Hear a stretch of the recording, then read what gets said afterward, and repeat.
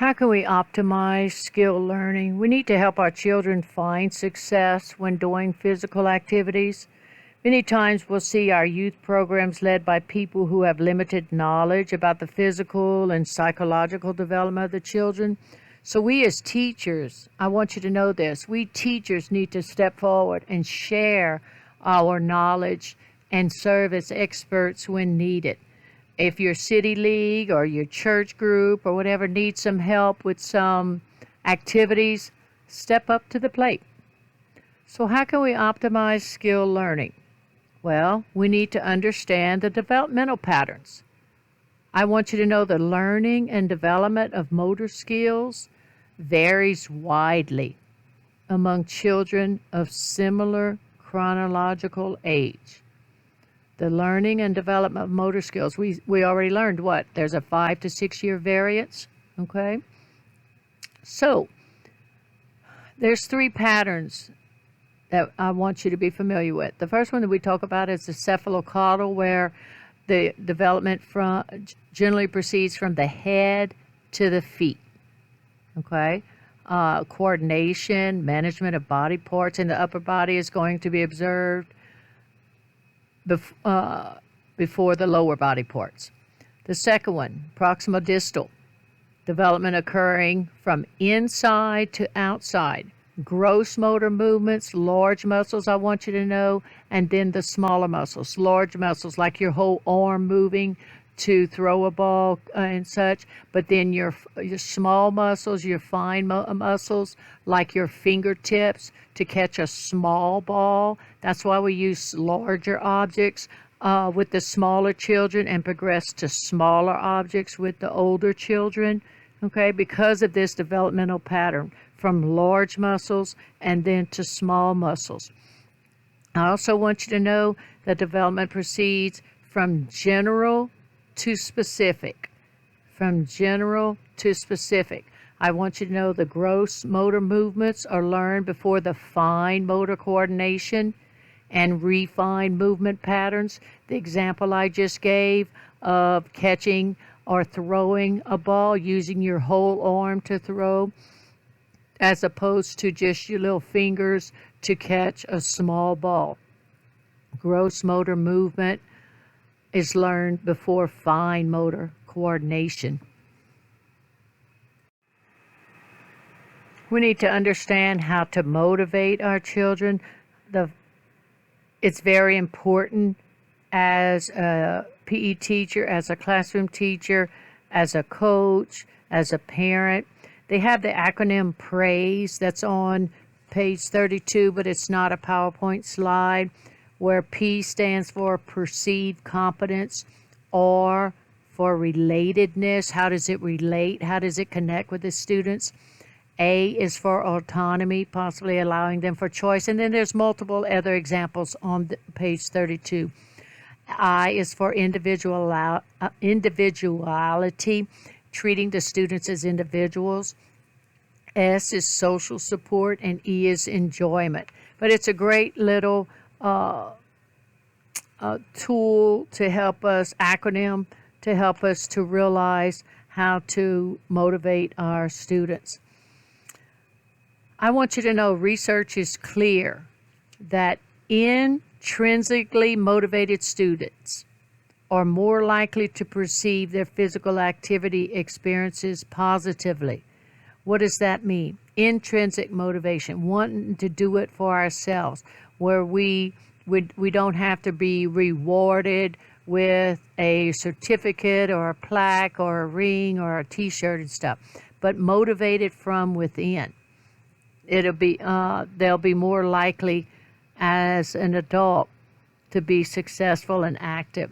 So how do we understand motivation and competition? It's all about arousal. We need to manage the arousal. The external motivation to learn, any motor learning, is called arousal. And the key is not to have too little or too much. If it's too little, they're not interested in learning. If it's too much, you have excessive stimulation, decreased performance. A lot of times competition will increase arousal. So This should be avoided when teaching skills. When it's not about teaching competition, they already know, most of them know how to be competitive. So the key to proper motivation is to find the amount of encouragement that is just right for that student or for the students in your class. So I want you to know, too much arousal, they may feel stress and anxiety. Too much arousal, stress and anxiety, resulting in a decrease in motor performance. If the skill is simple, on the other hand, such as skipping or running, children can tolerate a great amount of prompting and praise and stuff without a reduction in performance. So, we want to provide meaningful feedback. On page 33, they talk about this. Your skill feedback is any type of information related to the movement that student is performing. The skill feedback might be intrinsic, it might be extrinsic. So I want you to know the difference between intrinsic feedback and extrinsic feedback. Intrinsic, internal, inherent to the performance of the skill, and it usually travels through the senses, what they see, vision, what they hear, what you're saying or a whistle and such, or the touch or the smell. This is intrinsic. When they hear praise, or when they're running and then they hear the whistle to get going, to get them started, and they see that they are ahead of everybody else. That's intrinsically motivating them. Extrinsic feedback is external, some type of outside source, like you as a teacher, or some type of video that they can see, or the stopwatch and such. So extrinsic feedback is usually verbal, received from a teacher or a parent or a coach. The skill feedback should be encouraging, constructive type of feedback given frequently. In PE, most feedback given to the students should be about how the skill is performed rather than the outcome. How the skill is performed is more important in elementary PE. So I want you to know how the learner performs the skill is the point of emphasis for us in elementary PE. And whenever you're going to give them some type of feedback, you're going to state something about how they did it that was correct. I like the way you kept your chin tucked in, or that's the way to step toward your target with your left foot, which is the law of opposition, where you step. If you're going to step towards something, you should use the opposite leg. If you're right hand dominant, you should be stepping forward with your left foot. So you're emphasizing the process. We're going to talk about performance cues throughout this semester, and they are also ways of providing information on how to improve. So when you're giving cues, they should be short, content-filled, speaking about the process. They should be concise.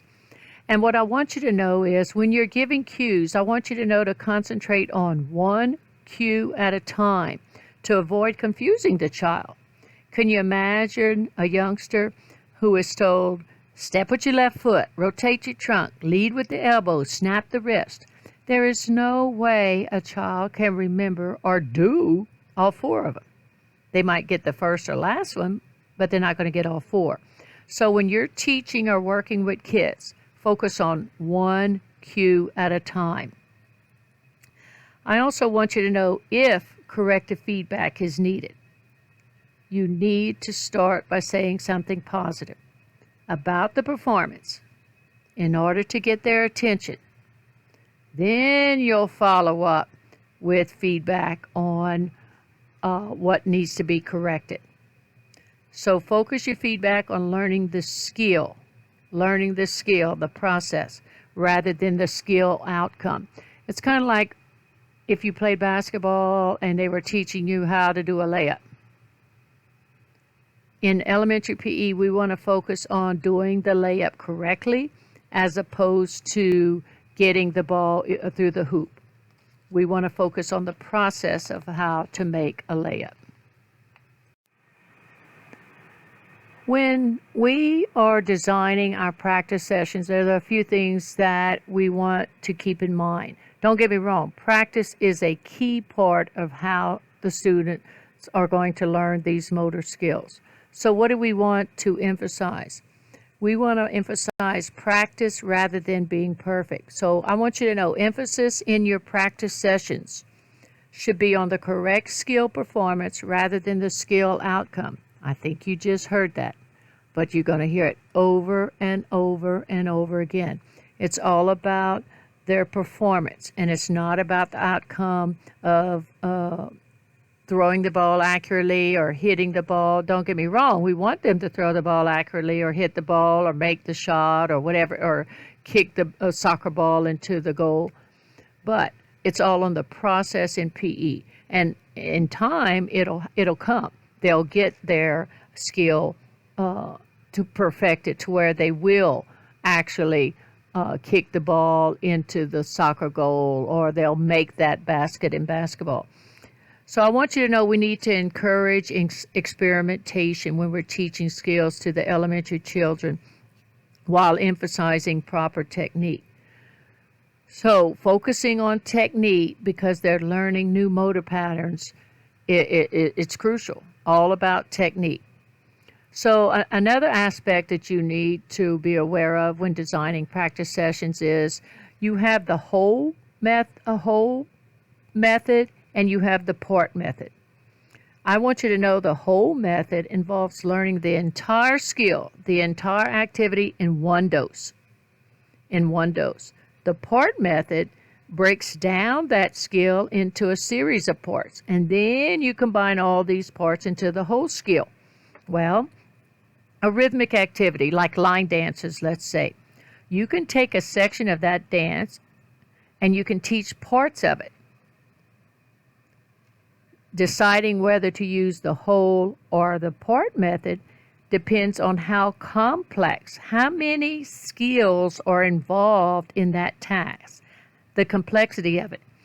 Organization of the skill is also a concept, meaning how closely related are the parts to where you can't break down that task into parts. If it's a high organizational skill, the parts are so closely related, it's very difficult to break down the whole skill into parts. For instance, throwing a ball. How are you going to break down the parts of throwing a ball, the parts on how to throw a ball? But so highly organized, complex skill is throwing. A low organized skill would be your basic locomotor movements. As I said, the line dances, you can easily, and you will, break them up into parts and learn part one. Then everybody does it. Then we learn part two. Then everybody does part one and part two together. Then everybody learns part three. Then we do part one, part two, and three together. Then we'll do part four. You'll teach part four. Then everybody will do part one, two, three, four together. So that's the part method. Are you going to use the whole method or the part method? It's an important concept that you need to understand. Another consideration is the duration of the skill. How short is it, like throwing or batting or kicking? Trying to teach that in parts is very counterproductive because you can't slow it down. How are you going to slow down kicking or throwing? Another aspect of an effective practice session is determining the length and the distribution of practice times. Short practice sessions are usually more productive and efficient when in learning new skills. Okay, they won't become physically tired or bored. So you want to keep your sessions short and frequent.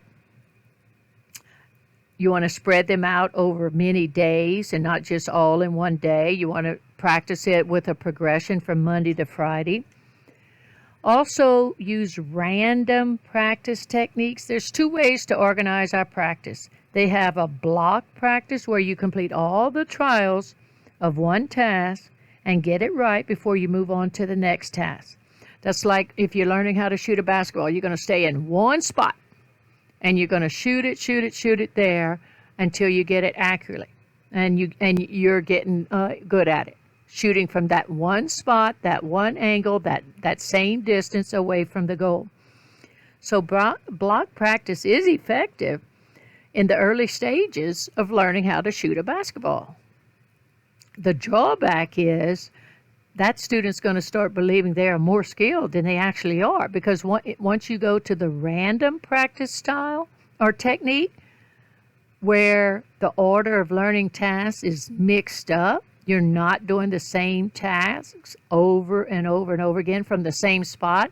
You would shoot the ball from that location, then you would move to another location, another location, another location, and what do they call it? Not horse or 21, but anyway, where you're doing different locations on the court, that you're not going to be as successful. But the block practice gave the best results when you're acquiring that during the acquisition phase of the skill, when you're learning to do the skill. But students who learned a skill using the random practice technique demonstrate a much higher retaining. And this is your upper levels, because we're not going to teach basketball shooting in K through 2. This would be 3rd, 4th, and 5th graders. We also want to offer variable practice experiences. Your practice sessions for motor skills should include a variety of skills with a variety of situations. We just got through talking about this closed skill type, such as place kicking or striking a ball off a tee, where said variability wouldn't be good for that.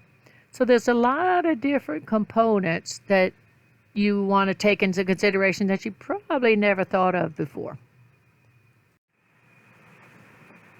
It's all about proper progression when you're teaching skills, and I've told you this before, but I want you to know skill progression involves moving the learning process from the least challenging to the most challenging. So the least challenging, more successful, but then we want to challenge them within the next few minutes or within that PE period or by the end of the week. So our instructional progression includes reviewing previously learned steps before we proceed to the new material. We want to allow students to learn all skills and play all positions. Because the children deserve an equal opportunity to learn sports skills, it's very important that teachers must ensure that all children play all positions and receive similar amounts of practice time. What happens whenever they're in a league? The most skilled students are the ones who get to play infield, and the less skilled in the younger ages play outfield, because the ball's hardly hit in outfield and they can't catch it. But this is elementary PE, so we should allow all the children to play all positions and receive a similar amount of practice time. Helping them learn all the skills and playing all positions at an early age, I want you to know, gives them equal opportunities to be successful. Equal opportunity. We don't know if this child who seems like he's having a difficult time throwing the ball might not become a great ball player one day. It all depends. Their skeletal maturity we talked about. If they receive more opportunities to throw at an earlier age, these children had more opportunities to become better. But if we give all of them the opportunity to throw, we never know what may happen. We also want to ensure success for all students. There's a thing called perceived competence that I want you to know about. The willingness to try new experiences and participate in activities is driven by how people feel about their ability level. That is what we call perceived competence. And as the students mature, it becomes more specific. As they become older, like in 3rd or 4th grade, that's when they start realizing that the other students are better in some area compared to themselves. That's when they start notice, oh, she throws the ball better, or he hits the ball better, or she can run faster, or he can throw that football or he can catch that football or whatever it may be. In the 3rd and 4th grade, that's when they start noticing this perceived competence. How competent is this person? And because of that, we have what's called learned helplessness eventually leads these students to dislike and drop out of PE. Learned helplessness. They realizing they're not as good. So they realize they learn and they act like they're helpless. So I want you to know dropping out of PE commonly occurs in middle school and high school when these students are able to make a choice because they feel incompetent. They feel incompetent. We want to assume all students have the ability to achieve, even though teachers and parents make early judgments. We have found that athletes that are identified as being outstanding in elementary were seldom outstanding in middle school, and their predictions were only accurate about 25% of the time. So if you take 4 students in elementary and you say, wow, these 4 kids are great, one of those 4 may be great, but the other 3, I find when they're in high school and they get that driver's license, a lot of things changes there. Then you find out what they really like to do. Another concept that you want to understand is this. Just because you're starting them young does not ensure excellence. Boy, I wish I could tell these parents that. There is no evidence that having a child participate in sports at a young age will make him or her an outstanding athlete. Those early starters, they looked advanced compared to children that haven't been in some type of organized program. But if a child is genetically gifted, they'll quickly catch up and they'll surpass these so-called early superstars in 1 to 3 years. So I want you to know children who participate in documented and competitive programs for many years may burn out at an early age. Evidence shows that extrinsic motivation that we just got through talking about, competition to win, that may ultimately decrease their intrinsic motivation, especially in children about 7 years old and older. So the younger children, age 5, they perceive a reward as a bonus. But by the time they get to age 9, that's when the children saw the reward as a bribe, to bribe their parents or to bribe their coach or whoever. And the intrinsic motivation was undermined. So if starting your children early can create burnout, why do parents feel pressured to force their child into a sports program? One possible reason is some parents constantly compare their children to other children, which is so true. Another possible reason is the parents worry that their children will be unable to catch up if they're not involved in a similar program immediately. I want you to know children consider having fun and improving their skills to be much more important than winning. The children want to have fun. They do want to improve their skills, but that's more important than winning. The third possible reason is why parents feel forced that their children are be in a sports program. The children have a lot of free time, and parents have little time to teach new skills. So the parents need to be reminded that life includes more than athletic development. Interesting thoughts that parents should consider. What are some safety guidelines for physical activity? Moderation. What are some safety guidelines for physical activity? Moderation. There's 2 areas of concern that we need to have as PE teachers, as classroom teachers, as parents, and as coaches. It's all about avoiding injury or being hurt, and we want them to have a positive attitude about movement. So, I want you to know, what is a safe exercise program for kids? Moderate exercise. Moderate exercise with the opportunities to participate in recreational activities, and this will develop a lasting desire to move. So moderate exercise. When we have them exercising in heat, these children were not able to regulate their body temperature as well as adults in hot weather. For years, that's what the research was. Well, there's a new policy statement in the American Academy of Pediatrics in 2011, and there are advocates that children and adolescents are similar to adults in how they respond to heat stress. That's huge, because for years I've been teaching, and now they've changed it. So what are some factors that are going to impact the children's performance and the heat illness risk? Undue physical exertion, insufficient recovery time, and with repeated exercise bouts. Remember, we talked about interval training with stretching and non-locomotor movements. They recover quick, but you got to allow that time to recover.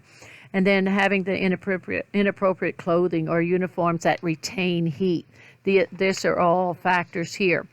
So on page 38, they talk about the intensity of exercise. That last 30 minutes or more should be reduced. When we look at the relative humidity, the next slide is going to show the actual relative humidity when we're looking at temperature. So we'll get into greater detail about that, because basically it's saying when the heat begins to feel uncomfortable at around 90 degrees, that's whenever we should err on the side of caution. When you're beginning your exercise program in warm weather, the intensity and duration should be restrained, and you just increase it gradually over 10 to 14 days. I want you to know during your activities, you want to create time for periodic drinking. For instance, they should get water every 20 minutes. So if you got a 30-minute PE class, or if you're taking them out in the gym or outside, especially right now, and whenever it's hot in the fall or late spring, you want to let them get some water every 20 minutes. And second to last, the clothing should be lightweight and limited to one layer. And then last but not least, you have certain conditions of students that are potentially at high risk, like excessive weight, so your endomorphs, feverish, cystic fibrosis, gastrointestinal infection, diabetes, type 2 diabetes, chronic heart failure, anorexia nervosa, sweating insufficiency, mental retardation. So these are all students that you need to be careful with. And last but not least, it's all about sun safety as well. 1 in 5 people will develop skin cancer, so we need to be careful about being in the sun. Looking at this chart, on the far left, you see the temperature, and it starts at 80 and works its way to 110. And notice here the relative humidity, how much humidity is in the air. Notice when it gets to 90 degrees in temperature, and it moves to about, especially 100 degrees humidity, okay? That's the danger zone. So 94 degrees in temperature, relative humidity could be as low as 40, and that's the danger zone. I think we in Louisiana, we always have at least 40% humidity, seems like. So we need to be careful. We need to be very cautious whenever temperatures get near the 90-degree mark. So how would you manage your water breaks in your classroom? How would you plan to incorporate water breaks for outdoor activities? What are some more safety guidelines for physical activity? Let's look at distance running. How far should children be allowed to run, especially in a competitive or a training setting? In the competitive running program, they should be properly supervised by a qualified adult, training in appropriate, proper training schedules. But most important, the children must enjoy running. There's a danger that exists in the separation of the growth plates, particularly in the pelvic region, the knee, or the ankle. So because of these concerns, your training and competitions for long-distance track and road running events, they're saying up to the age of 12. Children should run no more than a half a mile in competition. At 14 years old, they're saying they can get up to 2 miles. Some people may disagree with that. For fitness testing considerations, they're saying a better approach, I want you to know, is to test only at the end of the school year, after the students have had the opportunity to be conditioned. A lot of times they may test them right at the beginning, and that's very much discouraged. The better approach is to test them after they've had time. Now, if you want to compare from beginning to the end of the school year, but not, you definitely don't want to grade them on their performance at the beginning of the school year, but to give them a mark to get better on, that's fine. Or the other option is to give them 4 to 6 weeks to condition and then try them and test them. Instead of having them do the mile run, I want you to know a better alternative is to eliminate the mile run and substitute it with what's called the PACER aerobic fitness test. It's part of the Fitnessgram. It can be done indoors. They do not require any running, does not require running to for them to get exhausted. They just, if they get tired, they can walk and they go back and forth, back and forth, and back and forth. And they're timing themselves on how much they can get done in that amount of time. Resistance training. For many years, it was thought that resistance training for children was unsafe and not useful for strength gains. But I want you to know, in pre-adolescent children, which is elementary children, strength gains seem to occur from motor learning rather than muscle hypertrophy. Well, what is muscle hypertrophy? Where they actually, their muscles get bigger, larger. Hyper is more, okay? So then the pre-adolescents, they're learning the motor skill. They're recruiting more muscle fibers is another reason why they may get some strength gains. So resistance training could be barbells, dumbbells, rubber bands, medicine balls, your body weight, or it can be machines. So in sharp contrast to weightlifting and powerlifting, which is competitive sports, for determining max lifting. So many experts agree that resistance training is very acceptable for the children. We can use lighter weights. I love the Dynabands, rubber bands, whatever you want to call them, or just using their body weight. Safety and prevention of injury is always a major consideration when you are doing any type of resistance training. When injuries are reported because of inadequate supervision or lack of proper technique or competitive lifting, that this is where it mainly has occurred. So the resistance training program is only one component of a comprehensive fitness program for our youth.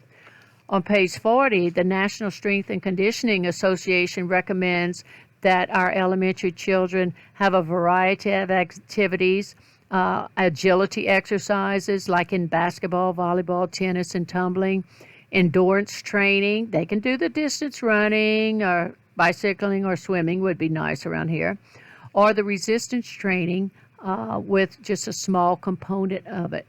There's little need for weightlifting. The resistance training program, if that's developed for the children, you want to focus on correct lifting techniques, not the amount of weight lifted. Proper supervision. The workouts should be closely supervised. One instructor for 10 students is great. You make sure they warm up for at least 5 to 10 minutes before they do the strength training. You wanted them to start with light weights, with one light set of 10 to 15 reps.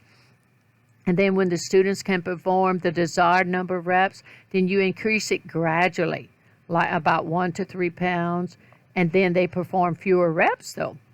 Your progression may also be achieved by gradually increasing the number of sets or the number of exercises and the training sessions per week. But you definitely want to make sure the students enjoy the activities, that they are fun. I like playing music while they're working out or doing the resistance training. That seems to work well.